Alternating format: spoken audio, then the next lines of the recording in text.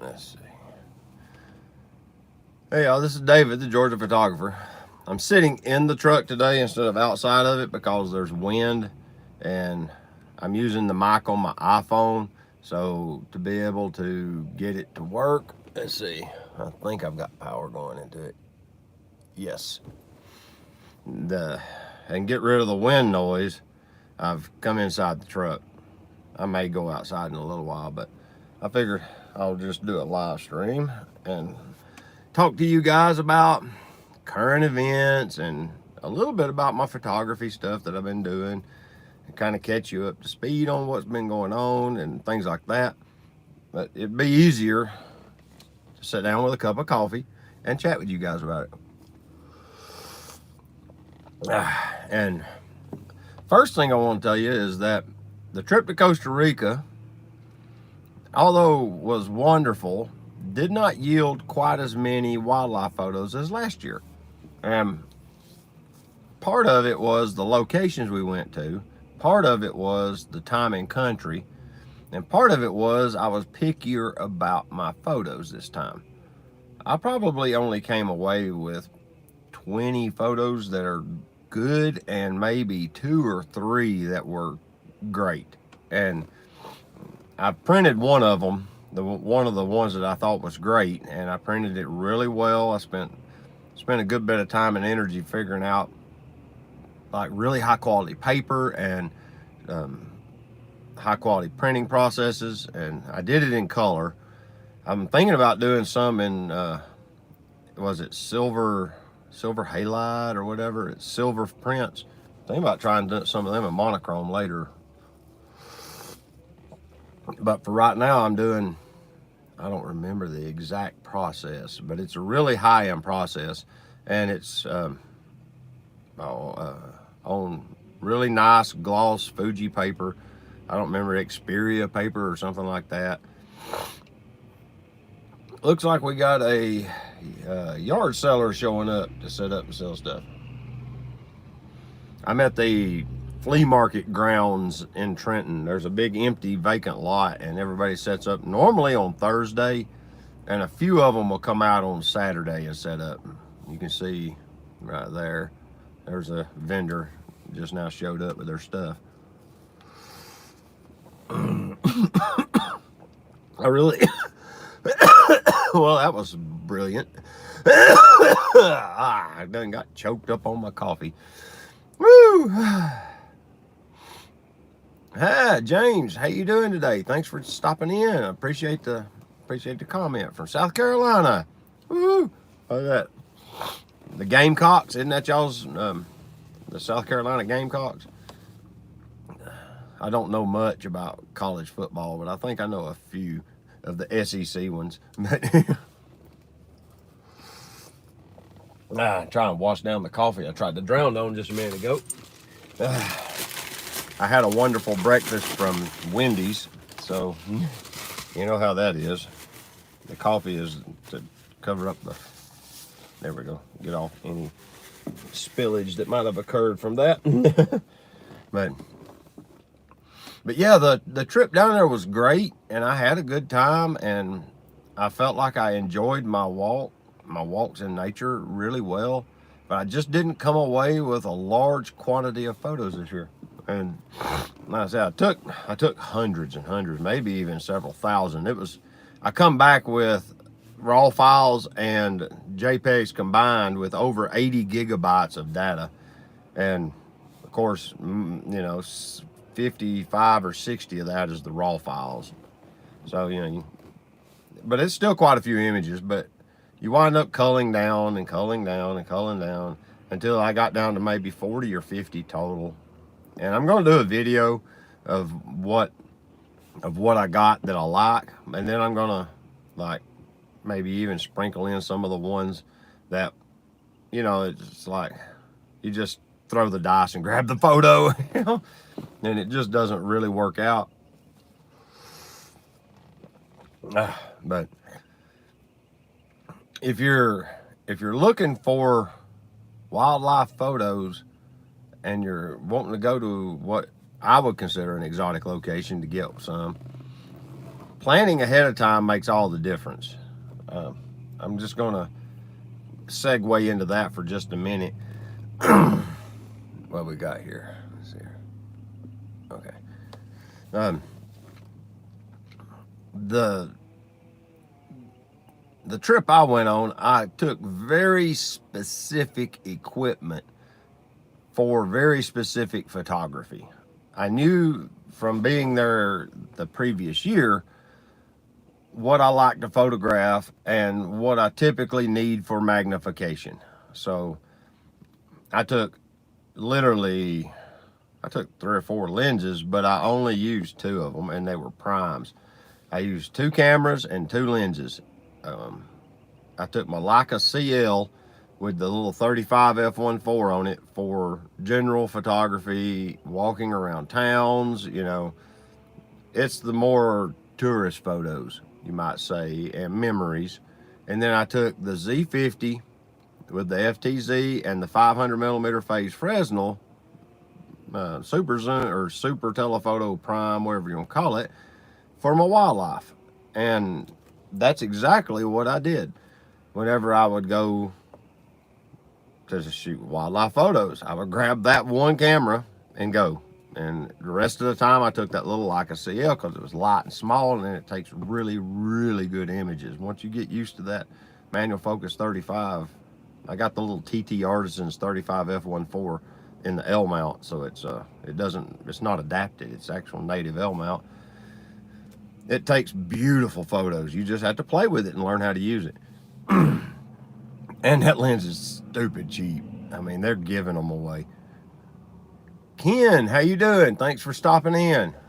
I didn't announce this live stream, so I'm probably going to get the usual complaints about why didn't you tell me. But I appreciate y'all coming on board and chatting with me for a little while. Do y'all have specific kits that you take when you go on trips?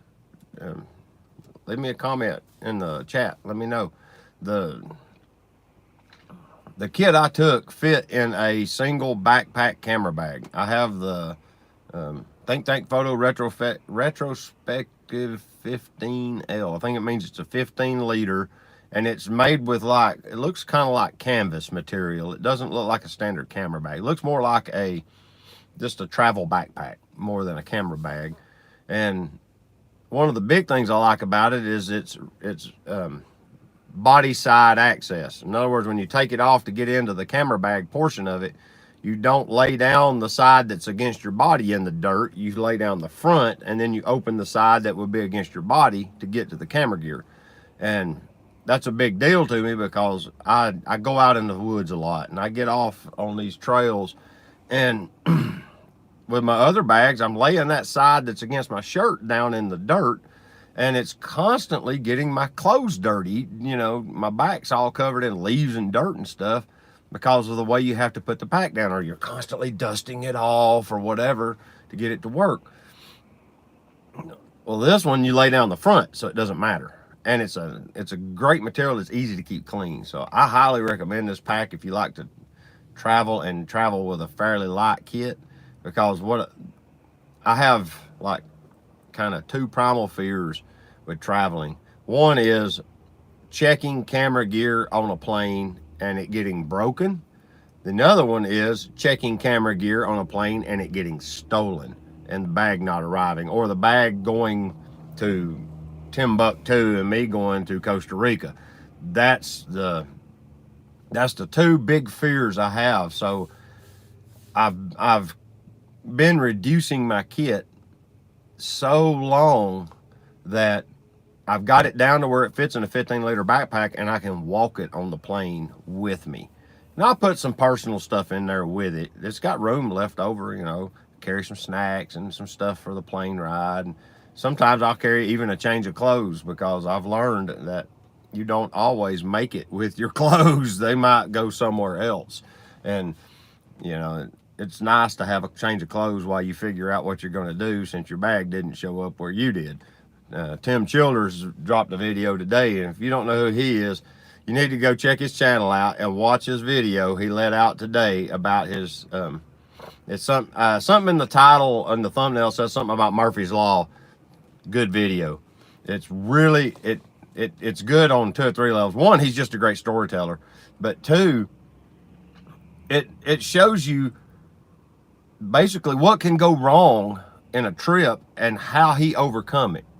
So, you know, it's worth going. So go over to Tim's channel after you watch this live stream, and I think his video is about 15 minutes or so, but it's worth the listen, especially because he's filming it on location to begin with, and then he has to change locations. It's worth watching, trust me. But yeah, those are my 2 big fears, and to eliminate those fears, I just don't check camera gear other than my tripod. My tripod goes in my bag, my check bag, because it's so big and bulky. I just don't bother with trying to carry one on my person. I've looked at getting that little Peak Design one, because then it would fit in a side pocket of my backpack and I could just walk my tripod on too. But I have real nice tripods and they just go in the check bag. I can live without the tripod. I cannot live without the camera bodies. So, truth be known, I can. I just don't want to. But yeah, so that's why my kit is the way it is. And I can put that 500mm phase Fresnel and that Z50 and the teleconverter, the CL, the 3514. And I think I took a 100mm macro lens because I was going to try to do some macro photos. Messed with it like once. And then the usual support equipment, you know, Arca Swiss plates and some memory cards and some batteries and stuff like that. And it just worked out. It all fits in that pack. And like I said, I can just walk it with me and I don't worry about it getting stolen, lost, broken, abused, sent to the wrong airport. None of that stuff happens when you can take it with you. You know, if I was a pro, hey, Tel made it. Awesome. Thank you. Yeah, we're good. I'm just streaming from inside the truck because it's windy outside, and the mic on my phone because I'm streaming from my phone. The internet at home has gotten real spotty lately, and I don't know what the deal is with it. And then when I tried last time to stream from home, it just would not support it. So I've come down here and I'm streaming basically through AT&T. I have unlimited data on my phone, so I'm one of them legacy customers they don't like. I can use as many gigabytes as I want for a flat rate. Let's see. There were some notes went by. James Lemax says, having multiple cameras and multiple lenses is extremely helpful. Yes, and I did carry adapters to cross-compatible mount all my lenses to the other camera body. So, you know, one was an L mount Leica and one was a Z mount Nikon. And since they're both mirrorless, I was able to couple them up, except the 3514 would not L mount to the Z50. I didn't have that adapter. I took a 18 to 55. I did have that little tiny, the little Z50 kit lens. So if my Leica went down and I wanted to do just, you know, tourist and family memory photos, I could put that lens on the Z50 and do the same job. But it's like this big, so it was able to be just tucked in with like the memory cards or something. It don't take up any space compressed. I still have yet to use it. It's still brand new. I haven't even mounted it on the camera that I'm aware of. It's a great little lens from the way Phil talks. He's used his. Let's see what else. Good morning, Savante Ecom.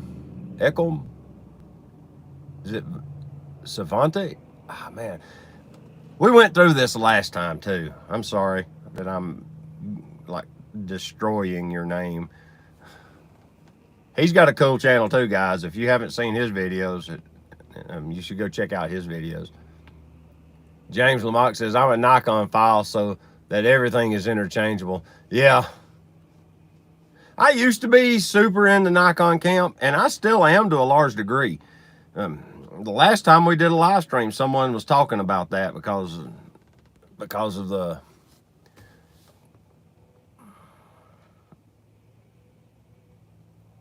ooh, yeah, that's a lot of camera and lens, Ken. We'll get back to that in a minute. Let's see. But I've branched out into some other brands since about 2018. I got a Fuji X-T3 and really enjoyed it. I love what I have come to learn about me as a photographer is, let me show you. You never go anywhere without something. I like the interaction with the machine. So like this knob, this big knob on the top, as you can see there, that knob is easy to manipulate while you're using the camera. You can just, and it allows you to make, depending on what mode you're in, what adjustments it does, it changes jobs. That's why it has no markings on it. And then of course these buttons do jobs, and they're all programmable. Of course the back button focus is assigned to this joystick here. It's a little joystick, but you push it in, and it's but you know, and then there's a couple buttons on the front right here, but they're all right there where your hand is. But I love the interaction, the manual adjustment. There's a thumb wheel on the back for, I don't remember which one does. It's weird. I don't remember to tell you guys which button does shutter speed and which button does aperture, but I know without thinking when I'm shooting. It's weird. But Carmen and Lika. My daughter's boyfriend calls it Lika. That makes all the Leica people go, ow! So he messes with me every time he sees me. He's like, you got your Leica? But yeah, the XT3, the SL2 to a lesser degree, this one is more, this camera is genuinely more of a pro camera than it is just a general shooting camera. I mean, you shoot with it, I do, but it's pretty heavy. The truth be known, this camera's heavy, and especially with this SL lens. But like, if I'm shooting street photography, I'll typically take my CL because it weighs probably 1/5 of what that monster weighs. The image quality on that one to the CL, it's night and day. But you know, you have to, it's trade-offs. I knew I wasn't going to be walking around much doing this live stream, but I always take a camera, so I just grabbed that one because that's the one I had last. I got a video coming out next Saturday of some urbex kind of stuff I did, and I did a video. I'm jumping tracks again if you haven't noticed that. Get back to the Nikon file. Stick to one thing. I had the XT3 for a while. I still have it, but I shot with it for a year or two, and I shot with it with a bunch of adapted lenses. It was my first camera I could really adapt lenses to because it was mirrorless, and I adapted tons of lenses. I had a Sony A7 II, and it's the first one with IBIS, and I like that camera as far as usability, but the menu system was atrocious. It was just so complex. I could never find anything in the menus within reasonable amounts of time, and the buttons, there were so many of them. I mean, I get it.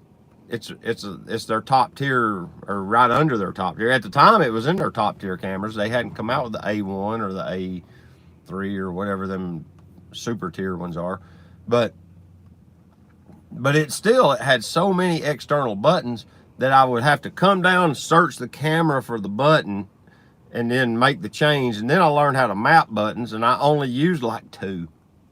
That was it. Like literally, like on this one, depending on what lens I shoot with determines what 2 or 3 buttons I use. I just don't use the external buttons much.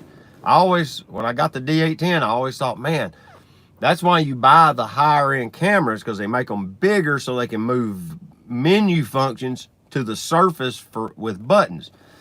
If you're a pro, it's important because it gives you rapid control of function. But for the casual shooter or someone who is doing documentary work and they don't need a lot of functionality, it basically overburdens them. And I found I was one of those guys that it was pretty much overburdening. It's funny how I just don't need it. And I just shoot. My method of shooting doesn't incorporate a lot of those buttons most of the time. And there's functions that I hear people using that I never ever use. You know, 3D tracking autofocus. Never used it. not once. And it's just funny that, you know, different people's techniques do things different ways, but yet they get the result they want. You know, that's the key.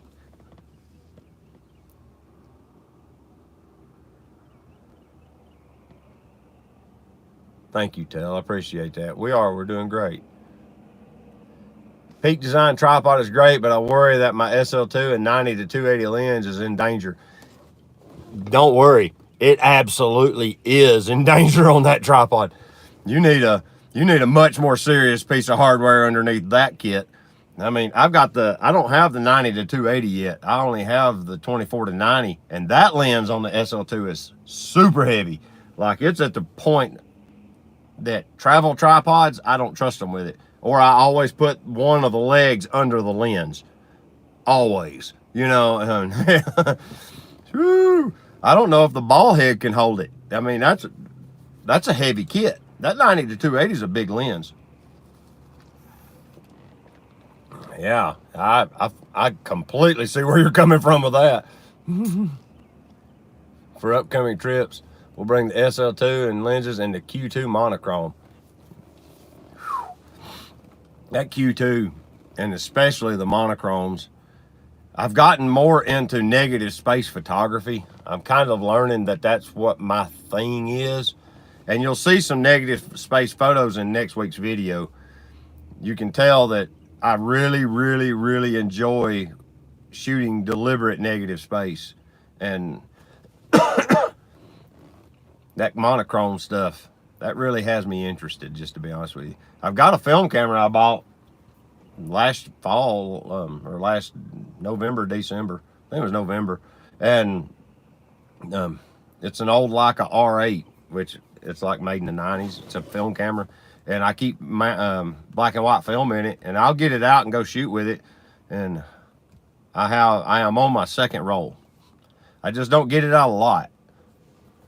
I think it's because I've gotten so used to the speed of processing with digital files. You know, I go out, I shoot, I come home, I can immediately access them.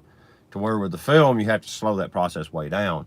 And my last film lab I used got dust all over the scans. I mean, atrocious dust.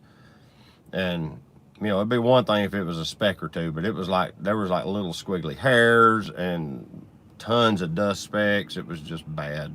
So Aaron gave me a place to send it to, I think called Memphis Film Labs. So I'm going to send my next roll to them. But yeah, that Q2 monochrome has me interested. And Delphin down in Florida got a Q2. And he was looking at the monochrome as well as like having the set. You know, they're nice machines. They're super nice machines. Carmen. Good morning, Carmen. James Lamack says, external knobs, dials, and buttons keeps you from going into menus. Yeah, and for me, I'm typically operating, even with this automatic lens. This is the SL 50 millimeter lens from Leica that goes with this camera, and it's fully automatic. You can put the camera in program mode and just take pictures. It'll do it. But I'm still controlling the aperture and shutter speed manually, because with negative space photos, the camera's trying to balance the frame. Well, I want all the negative space black and the stuff that's illuminated properly exposed. So you'll see, did I put that memory card back in here? Okay, that had me worried for a second. These are the UHS-2 memory cards, and they are crazy expensive. Oh, there we go. Is it dead? No. Let me see. Let's see if you can see it. Negative space photo. I got another one in here that I really liked. Yeah, there it is. See? Negative space. And I don't know if you can tell by the photos, it's an urbex kind of environment. Well, I bumped it. But you get the point. Now, But to be able to get the photo like you want, you have to be able to control the shutter speed and the ISO and all that manually, because the camera thinking is going to try to bring them shadows up to where the whole scene matches that whole 17-18% gray or whatever, and it screws up what I'm after. So I don't get to use that to do what I'm doing. Let's see.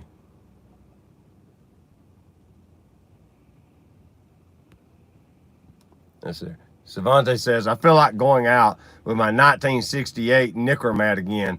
Too many buttons to remap and autofocus features to keep track of nowadays. Yeah, there you go. I have a Nikkormat. I think mine might be a Nikkormat. It might be just a Nikon. I think it's just an F, maybe an F2. I don't remember. It was made in the 70s. It's a pretty rough camera. Apparently it got either dropped on the hot shoe or it had a flash on it and got dropped, and the hot shoe's gone. And they've took electrical tape and taped over the electrical section of the hot shoe I guess to light leak proof it and to keep the the wires. There's just wires, well, from shorting out or something. But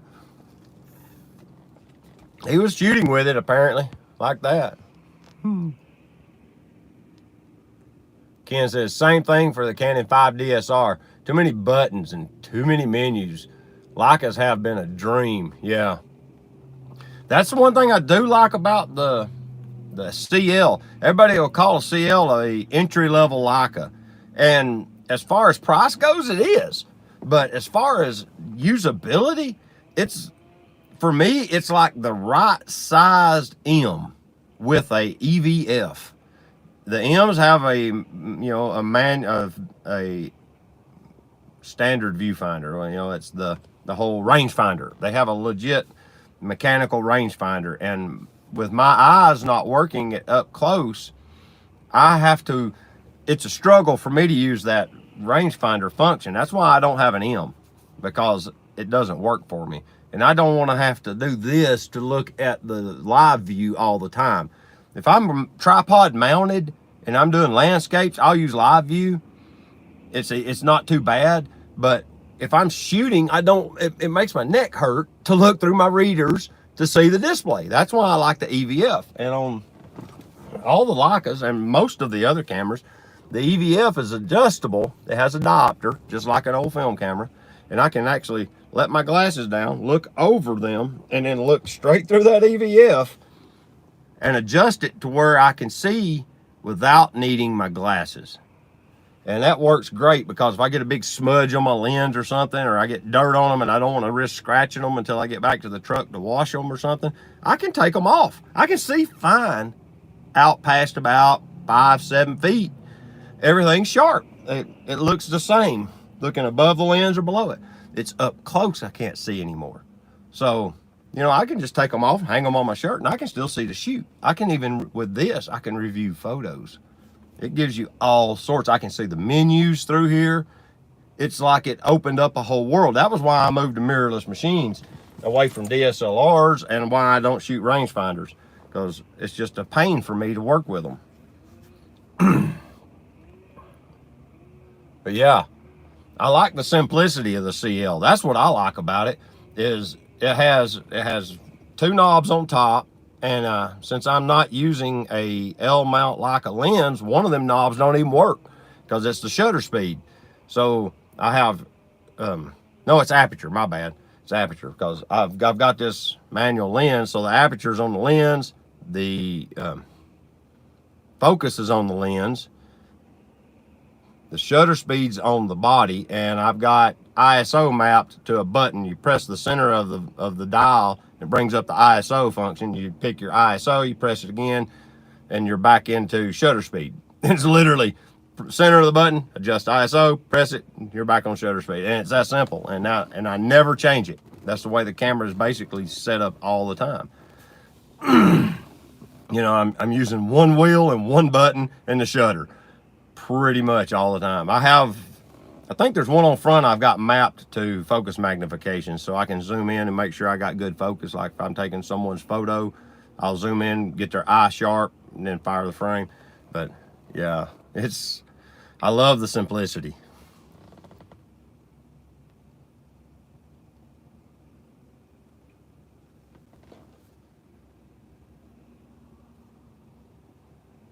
Savante says, remember to ask security to manually inspect film that's been exposed or unexposed, that's not been developed yet, and because they'll x-ray it otherwise, and if they x-ray it, you run a high risk of it, as they say, fogging it. It partially exposes the frame with the x-rays, and it'll make your images look cloudy.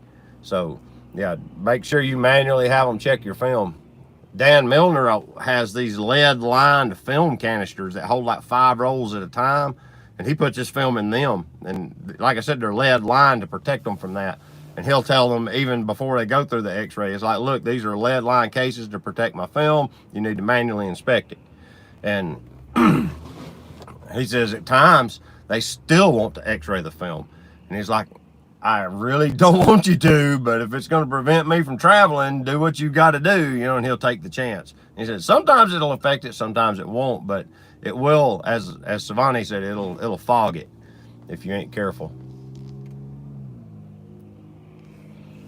James says, I only shoot 35mm in monochrome. I love the process because it makes me think about the photo and subject matter before taking the shot.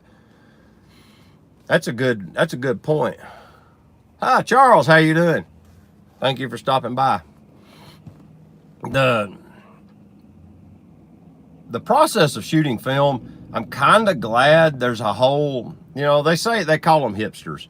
What they are is they're a younger generation wanting to explore a system that kind of died out when they were infants. And so I like to use a 1947 box camera. I was born in 1969, so that camera was made 20 years before I was born. I'm just like them, just in a different era, you know. So I have a 1950 Farm All Cub tractor, literally a 1950 model. So I got no room to talk. So we can call them hipsters if we want, but the fact that they're embracing film makes me kind of happy, because that makes the whole ecosystem of film has support. It has users, therefore it'll live on for a while. You know, the quickest way for something to die out is for the users to move away from it. And, you know, we kind of saw that with Kodak. When digital cameras really became prevalent, Kodak started shrinking really rapidly, and they moved into other stuff to try and salvage the company. But, you know, they've dropped several films that were really popular with the film crowd because there wasn't enough interest. But yeah, I shoot almost exclusively HP5 Ilford. That's my black and white film. I tried some Kodak TX400, and it wants to blow the highlights real easy. You got to be super careful with exposure with it. But the Ilford, man, that stuff is easy to use. As long as you're even close with Ilford, man, you can shoot about anything you want. But yeah, that's my go-to film. I bought a bunch of it not long ago, so I'd have plenty for a year or so.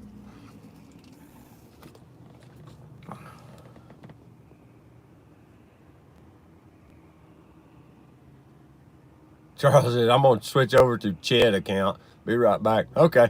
Nikon F2 is a beast. Yeah, and I'm pretty sure mine's not an F2. I don't remember what it is. It was made in the 70s. And I'm pretty sure I bought it from an old man who was basically done shooting photography. He was getting rid of his stuff. And I got about 3 or 4 lenses, the camera, and a few other little odds and ends, and it was a reasonable price. I don't remember exactly what I paid for, but it wasn't bad. But the camera, I've never tried to shoot photos with the camera because it's so rugged looking. So it's now decoration in my living room. It sits on the end table as decoration. But it's a cool old camera, and it's heavy. Boy, is it heavy. But it's all mechanical, except the hot shoe. There's a battery to fire the flash, I guess. And I don't remember if it had an internal meter or not. It probably did, Since it had power, it probably had a light meter in it, but I don't know.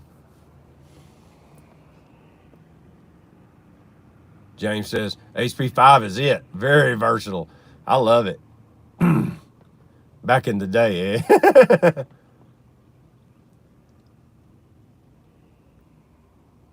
Dale says, I've added spikes to my tripod, which stick in the ground, which I found to be better than the rubber feet.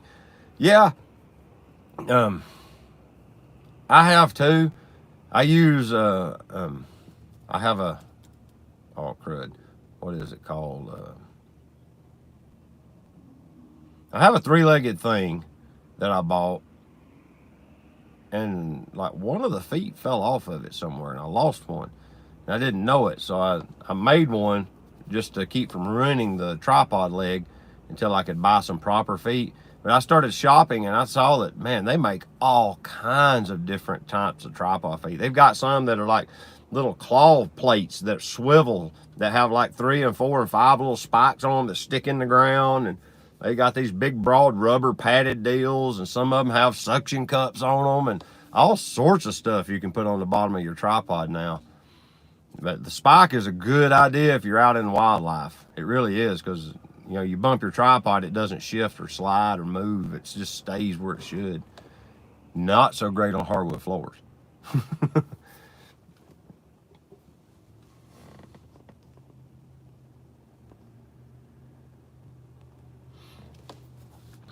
I had something else. I backed up off of a Segway, and I'm trying to remember what it was. Oh, well, this ain't the Segway. This is, I'm going to change subjects for just a second. It's not political. It's of interest to the photography community. A lot of, like, I don't know what you would call a person that does this, but a lot of foreign people have went to the Ukraine and signed up with the Ukrainian Foreign Legion to fight against the Russians with them. And word is starting to like filter back that they're not actually being allowed to enter into combat alongside the Ukrainians. They're using them as like cannon fodder almost. They're using them as political pawns. And what they're wanting to do is send them into combat pretty much unarmed, get them killed, then get photos of them killed so they can use it as leverage to draw NATO in. Okay.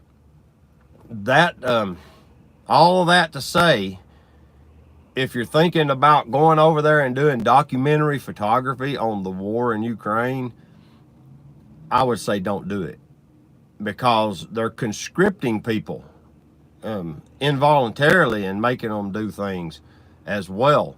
And it's kind of interesting to see what's kind of happening with that.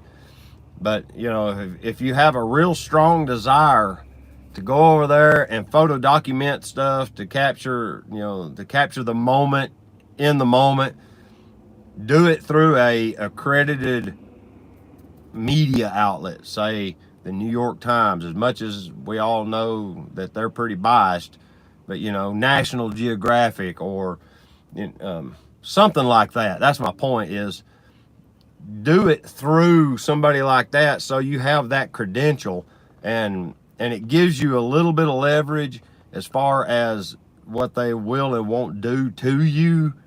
You know, it might limit what you can and can't access, but it'll also keep some of the more nefarious activities at bay, because they know you're being watched and you're not just over there by yourself trying to get a bunch of photos to make a photo book with so you can tell a story. And so that was kind of the point with that, was I wanted to share what I had been learning about this whole event, is that, you know, don't go over there all starry-eyed thinking you're going to get all these epic photos of little children crying and all, you know, and missiles stuck in the middle of paved roads and stuff, and you just get to drive around Ukraine without any kind of recourse, because it's not going to go that way. Not to mention, they're shooting at each other. You could easily get killed doing this, and the probability of that is pretty high if you wander too close to the Russians. So don't do it. Wait until this whole thing is over, and if the Ukrainians do push the Russians out and they become a sovereign nation and whatever, you know, to where it's stable to go there, then go and do your documentary with a story arc about the survivors of the war or something. I'm just saying, you do what you want to do, but I'm not going over there right now at all. And just, you know, maybe there's other opportunities. Is my point. Is I don't want to see any of you guys end up in a precarious situation over there and potentially get shot because you wouldn't do something that they told you to do, or they sent you to a place that they knew was going to get you killed or something. You know, you know, I'm just saying, be careful if you do decide to do that. But I've heard a lot of chit chat in the community about people wanting to be war correspondents or war photographers, and maybe you should read the stories that some war photographers from Vietnam and from, you know, other conflicts that have done photography in Afghanistan and such that bring to the table, because it's not a pleasant thing. It will change you, and it potentially won't change you for the better. So you just need to watch close before you do something there that could get you killed, and easily get you killed. I'm sorry, but I'm off my soapbox. I just wanted to make sure everybody knew that you need to look carefully before you do something like that. Chad says, I saw those claw feet. Think the photo makes those. Never tried them. Not in the house, right? James LeMac says, uh-oh. Well, I thought a car crash was happening. As a combat veteran, all I can say is that it is the ugliest thing man can do to another man. At best, it's controlled chaos. Well said. Not somewhere I'd want to go. For what it's worth, the Skyloom Luminar software company is based in Kiev. They're still updating too. Interesting. I didn't know they were Ukrainian. I know a lot of stuff is, a lot of software is written by Russians. It really is. There's a significant amount of software engineers in Russia, and you would be surprised how much of the code that you use is written by them.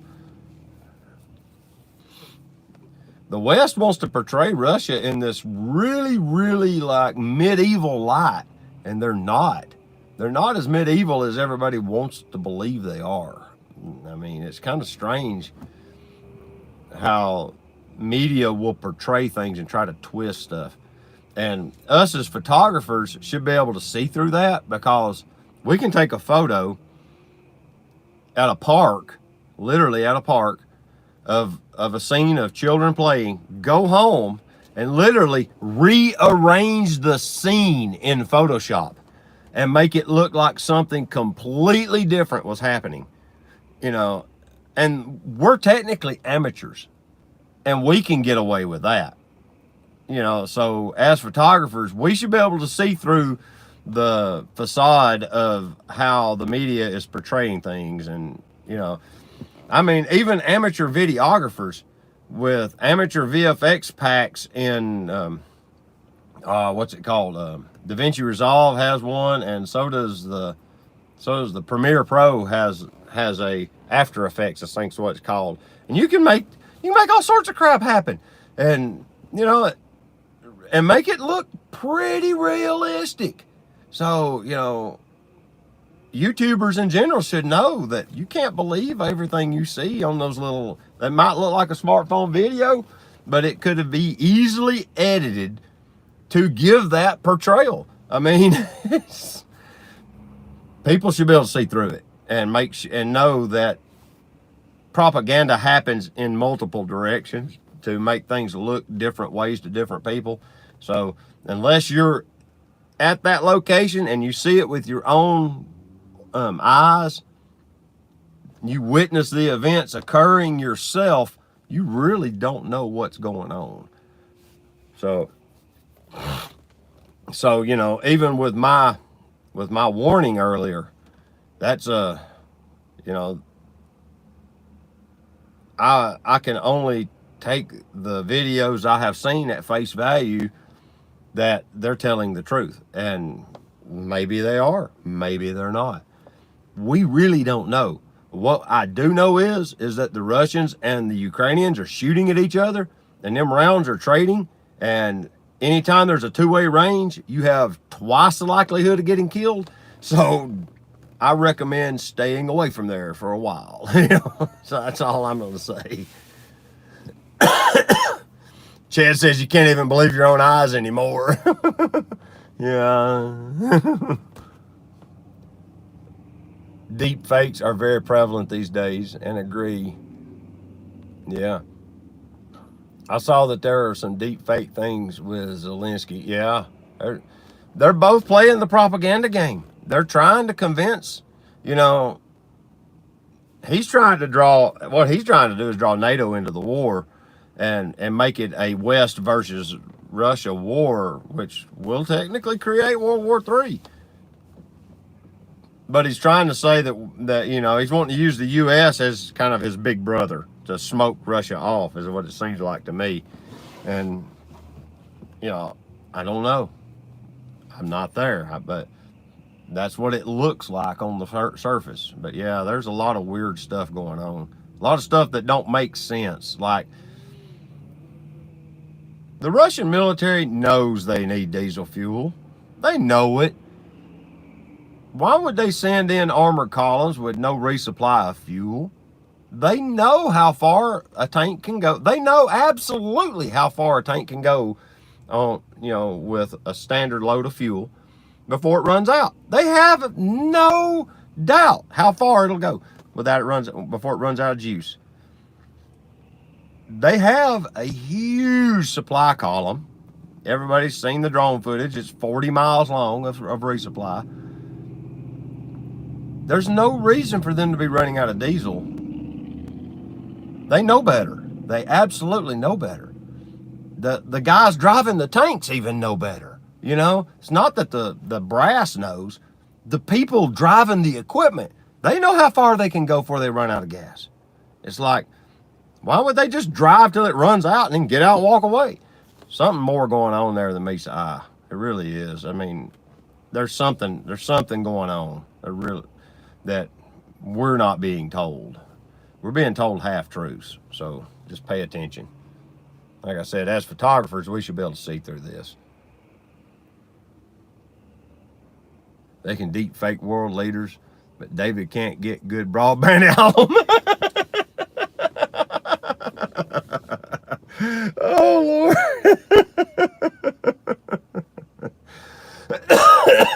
So much. Hashtag big facts. Oh, that was a good one. Yeah, welcome to 2022, time traveler. Where world leaders are faked on the internet, but yet a single photographer can't get decent internet at his house. That was a good one, dude. Oh, I'm sorry. That was good. All right. Circle back around to more photography centric and less world events centric. Okay, I got a subject that I hadn't really ever considered until I watched Tim Childers' video.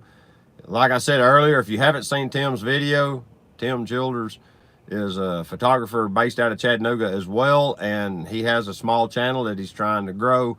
If you're interested in Canon product, he shoots Canon gear.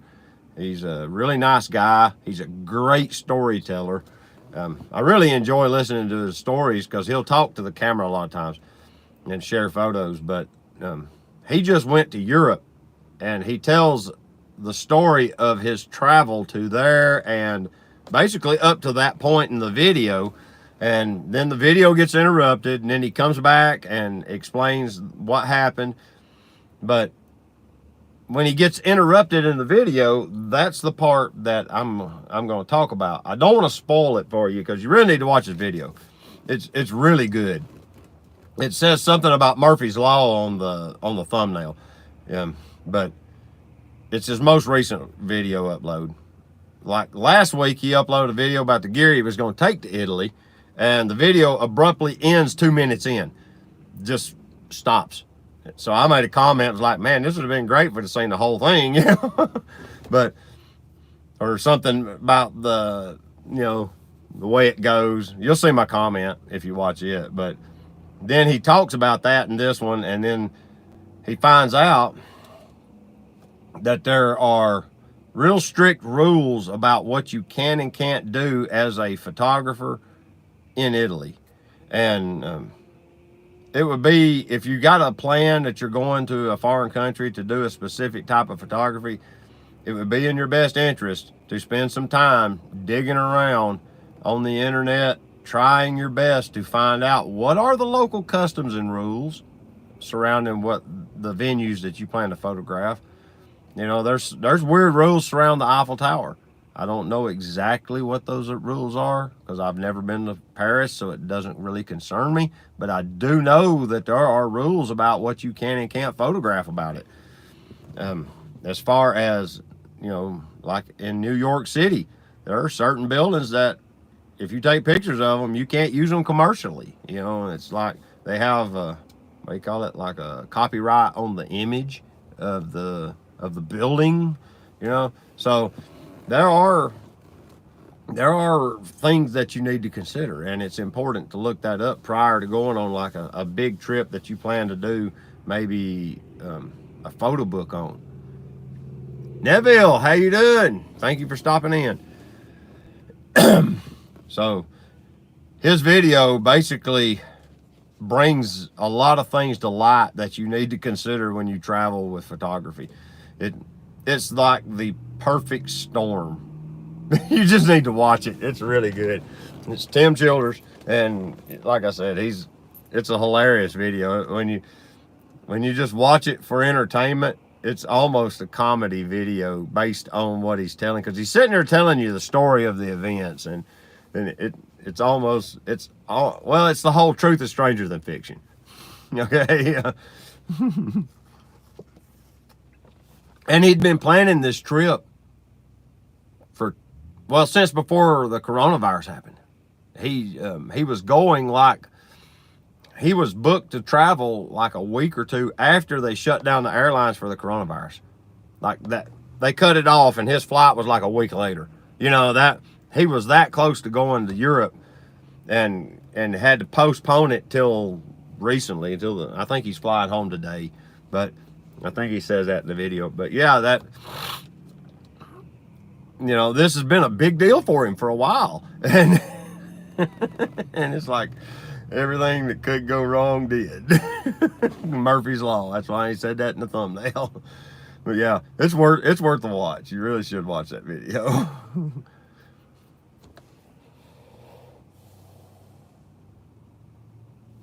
Another YouTuber I want to bring up right quick that I've started watching is the Photographic Eye.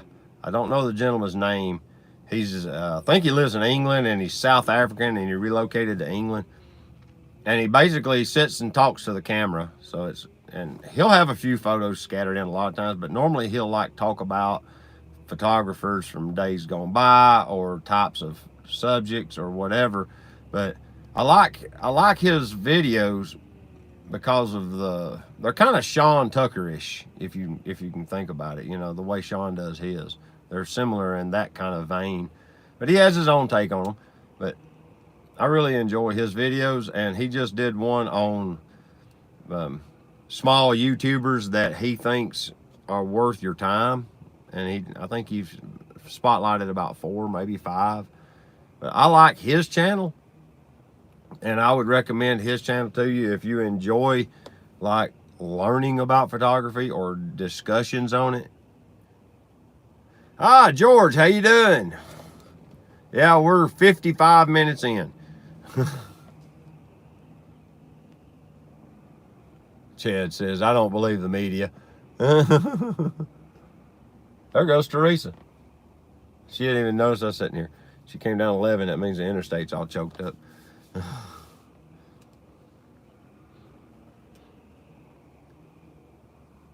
She probably went through frame right through here right after I said that, and I didn't even realize it.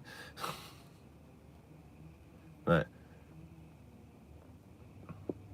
let's see, I got another channel that I started recently watching. I watch a lot of the little street photography guys who do the photo walks, and I've got a couple of them that I can't really remember their names, but since I subscribe to them, they pop up in my newsfeed. One's like AKHD or something to that effect. A_KHD. Yeah. Let's see.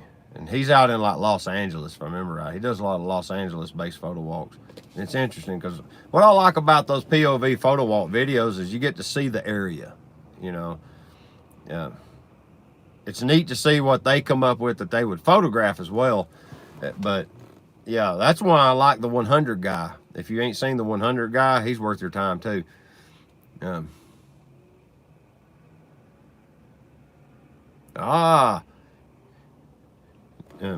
Chad Davis asks, did I ever use up that filter that had the epoxy glue on it?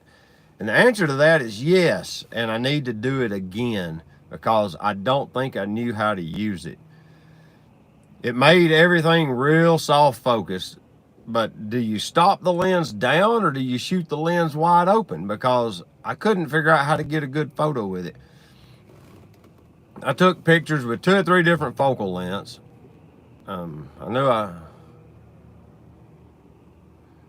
Tell says you have to do your research to get the truth. Yeah, he's right.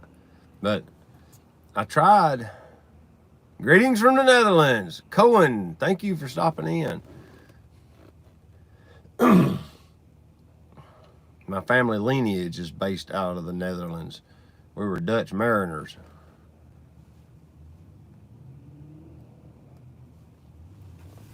But that whole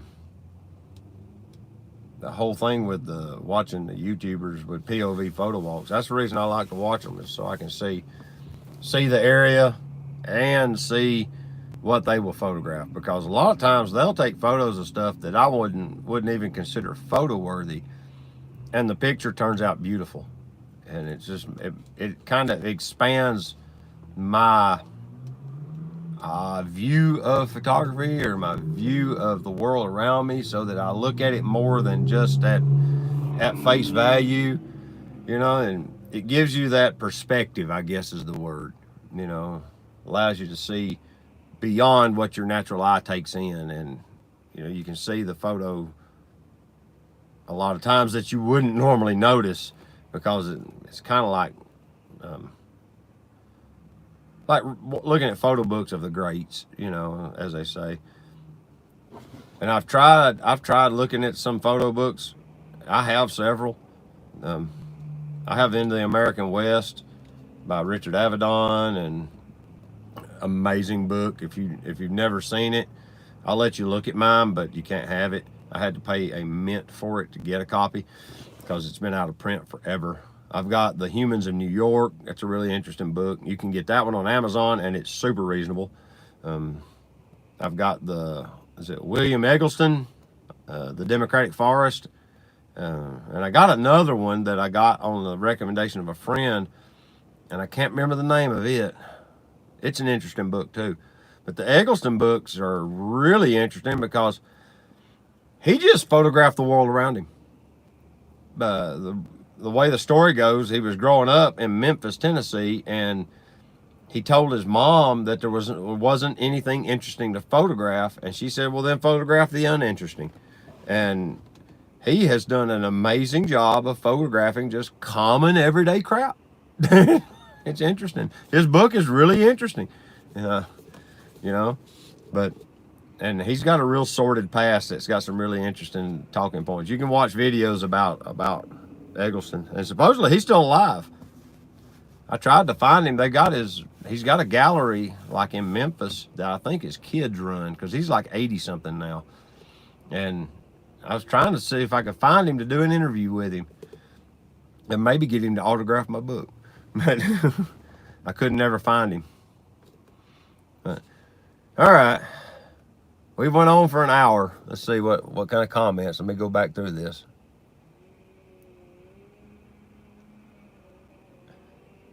George says, you shoot it wide open. You want the gel to be way out of focus. Okay, that makes a lot of sense. Is the center of the filter clean? I remember back in the day smearing Vaseline around the edges to get blur around a subject, but center had, yeah, they were very careful. It looks to me like they probably put Vaseline on a nickel and held it in the middle and then smeared the epoxy around the perimeter and then took the nickel out after it cured, because it's very obvious around the perimeter, and it has a very clean center area about the size of a nickel, maybe a quarter, but probably about the size of a nickel in the center. So they had something there to keep it from, you know, from possibly getting the epoxy into that region. Then of course they just alcohol cleaned it till they got all the Vaseline off from the looks of things. But it was clean glass. But I was trying it stop down, trying to shoot it wide open, and I just wasn't getting any kind of good results. So I'll do that. I'll shoot it wide open on that 50 and see what that produces. But cool. All right. Well, since Teresa has went by, I need to go home, and we got some stuff we've got to do today. So that was my cue. But it's been a lot of fun, guys. Thanks for chatting with me for an hour or so. And if you haven't done it yet, get your camera out, no matter what kind it is, and go take some pictures with it. All right? This is the Georgia Photographer, and I'm signing off. And like I said, if you haven't seen Tim's video, go watch it. Worth the time. Totally worth the time, guys. Tim Gilders. Once I get done and get home, I'll put the link to the video in the comments. So if you're watching this later in the future, maybe you'll see the link. But yeah. 1 hour and I will be, Ray, you made it right as I'm signing off. That's because I don't announce my videos or my live streams. I just kind of do them on a spur of the moment.